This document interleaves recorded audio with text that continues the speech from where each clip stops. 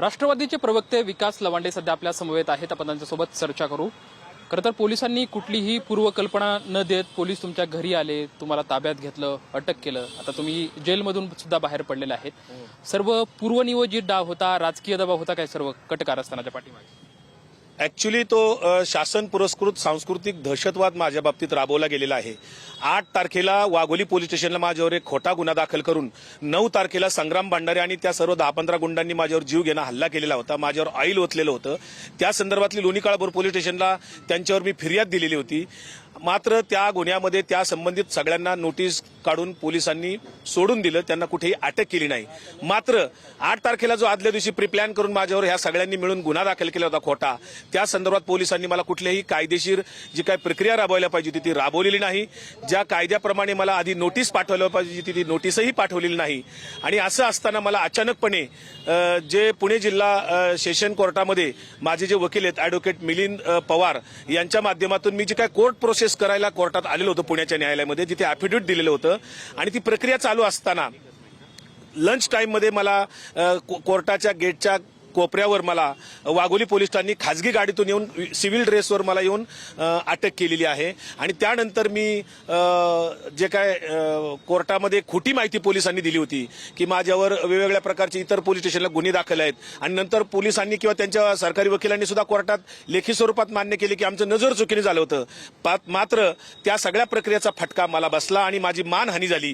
मला न्यायालयामध्ये किंवा न्यायालयाच्या कस्टडीमध्ये येरवडा जेलमध्ये नाहक बसावं लागलं। आणि या संदर्भात माझे जे वकील आहेत ॲडव्होकेट मिलिंद पवार आणि त्यांचे सर्व सहकारी इथे आलेले आहेत, या सर्वांनी माझ्यासाठी कोर्टात बाजू मांडली आणि मी आज कोर्टातून कोर्टाच्या आदेशानुसार येरवडा जेलमधून मुक्त झालेलो आहे।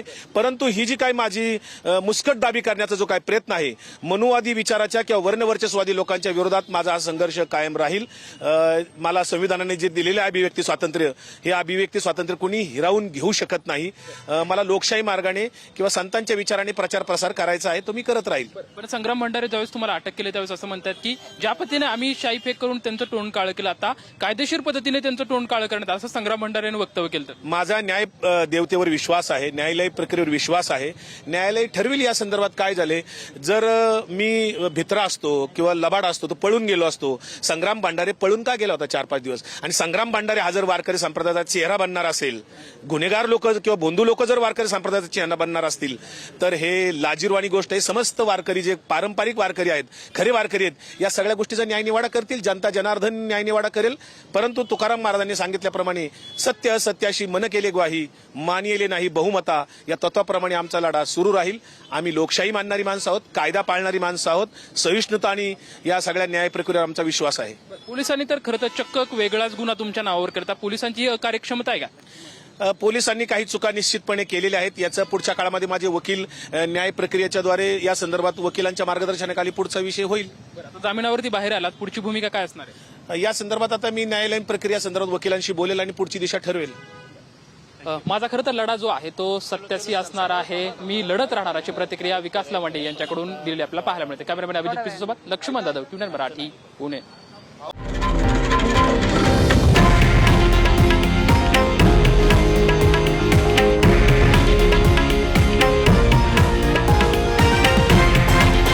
हे आहे देशातील नंबर 1 न्यूज नेटवर्क आणि आपण पाहत आहात TV9 मराठी, एकमेव।